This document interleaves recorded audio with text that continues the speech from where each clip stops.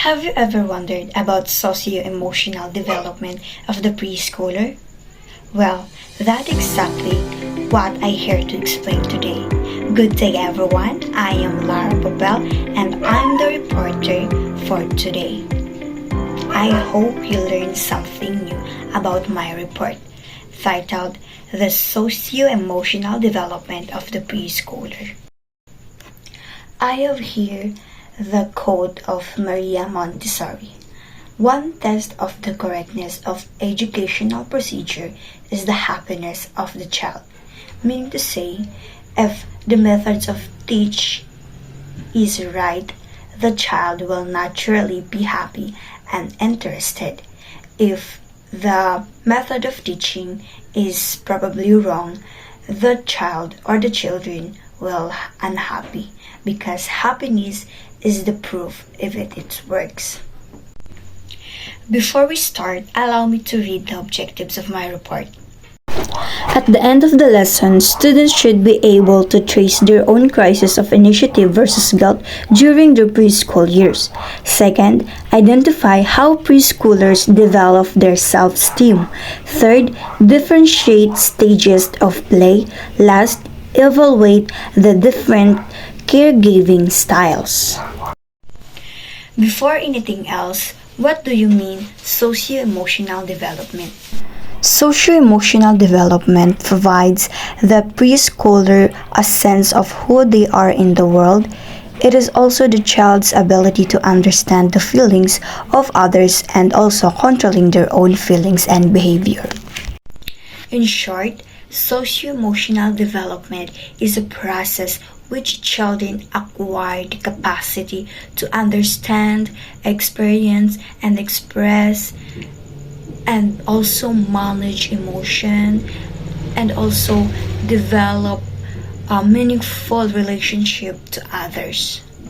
As you can observe, if a child grow in a good environment or a bad environment, where a good environment she or he treated right, valued right, and other naman is not parang sinasaktan siya or sinasabihan ng mga bad words, of course, malaking impact yun sa bata, especially on how she or he deals or behave towards other.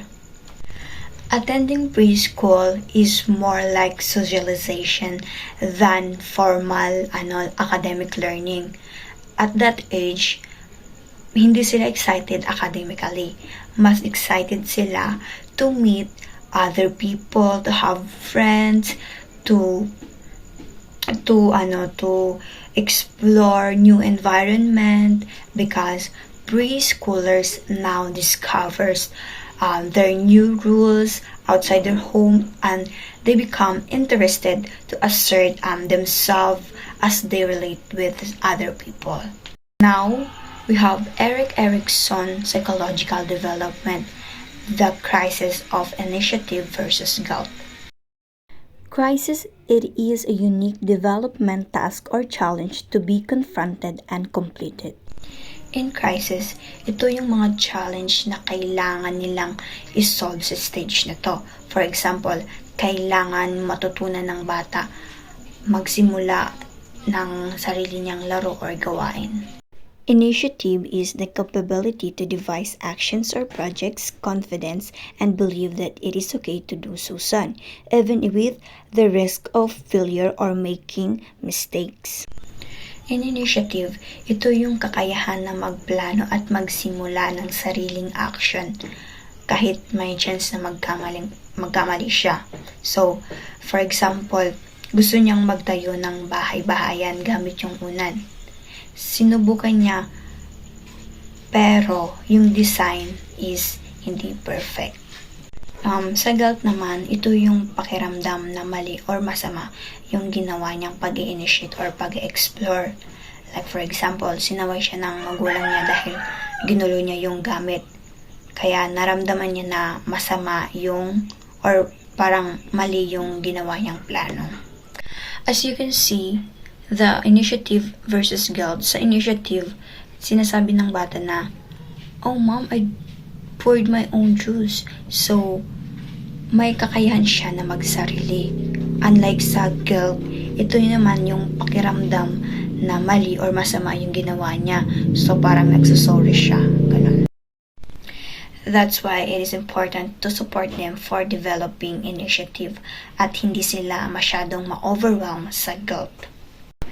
The developing child who successfully resolve crisis learns to manage and expand skills, especially sa iba't ibang play or action na ginawa ng mga bata.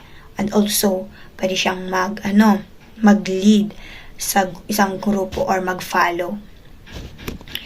While if unsuccessful crisis naman is pwedeng mangyari sa bata is maging matatakotin, maiwan sa gilid ng group kaysa sumali sa mga kalaro niya at masyadong dependent sa mga adult. Development of the preschooler's sense of self and self-esteem.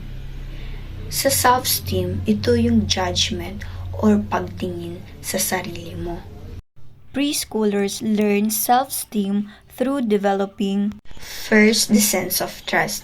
Kapag ang parents is maaasahan, consistent, and nirespeto ang bata, of course, dyan na mabibuild yung trust ng bata.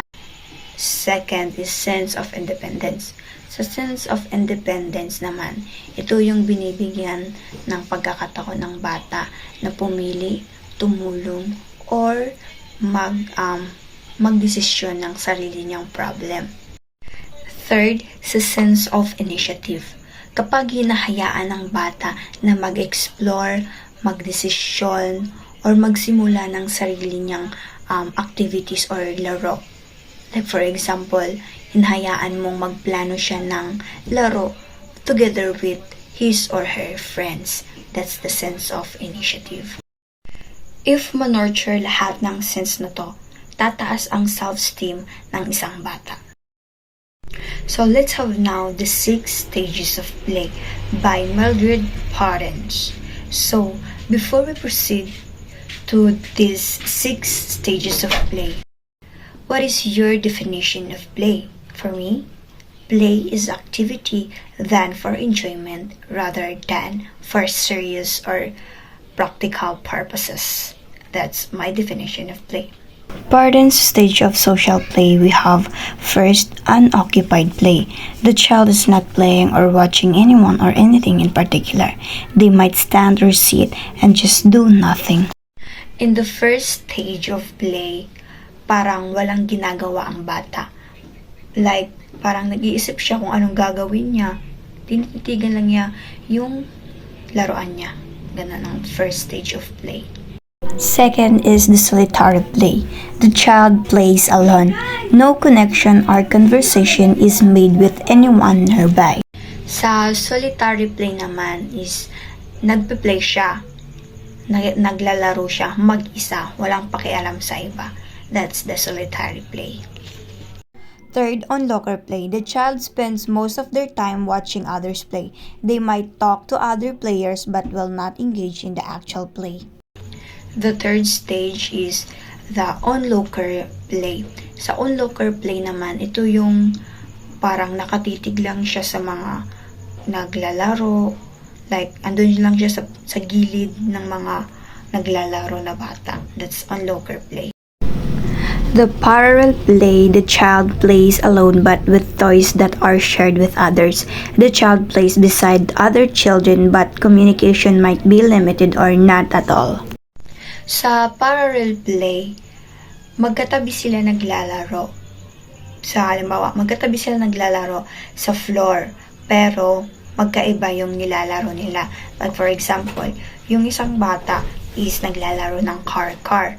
Yung isa naman is naglalaro ng Barbie doll. So, hindi sila totally nag-uusap or nagpapalitan ng toys. Associative play. The child plays with other children.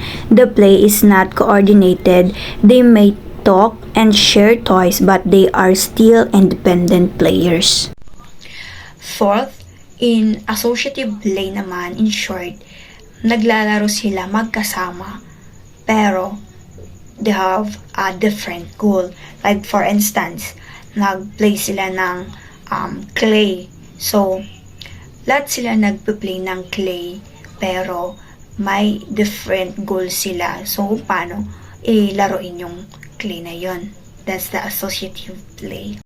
Cooperative play. Children come together and play. A group of children with a common goal or similar interest acting out adult situations or playing formal games. Sa the last but not the least, the cooperative play. From the word cooperative, may cooperation yung isang group na ito ng mga kabataan. So, like for instance, luto-lutuan. All of them is nandun sa kusina, nagluluto-lutuan with one goal. Ganon. Parang isa lang yung layunin nila, isa lang yung rules nila. That's the cooperative play. The purpose of Potter theory is to describe the evolution of social interaction of children while playing. We have 4 types of parenting style. First, the authoritarian. Authoritarian is high demand but less responsiveness. For instance, sinabi ng parents na, gawin mo to dahil sinabi ko. No more explanation, no more reasons. While sa authoritative naman, opposite sa authoritarian, may rules, high demand, and high responsiveness. So, like for example, sinabi ng parents na, gawin mo to dahil ipapasa mo na bukas, gawin mo yung assignment mo dahil kailangan, kasi nga, deadline na bukas. That's the authoritative. Third is permissive. Sa permissive, parang kaibigan mo lang yung anak mo, supportive ka, walang halos strict rules, parang walang limitasyon. For example, sinabi ng parents na, sige, gawin mo to, gawin mo yung anong gusto mo, kung saan ka masaya. That's the permissive. Last but not the least, the uninvolved or neglectful. Dito naman sa parents na to, is walang halos pakialam sa mga anak nila. Like for example, kulang attention. Like kulang attention sa mga anak nila. Usually pinagdadaanan ito ng mga rich family. Kasi nga busy sila sa mga trabaho nila for future. Pero in reality, mas madami yung mga nagre-rebelde na mga rich kid kasi nga kulang sila sa attention. Doon din nagsisimula yung mga bata na nanbubuli ng iba kasi nga kulang sa guidance, kulang sa attention ng kanilang mga parents. The preschool years are about moving from me to us and from I want to let's plan. All the parents must celebrate their growing emotional awareness, encourage complex cooperative play, and most importantly, nurture their initiative by providing opportunities for purposeful action, ensuring that they build a strong sense of purpose rather than failing into guilt.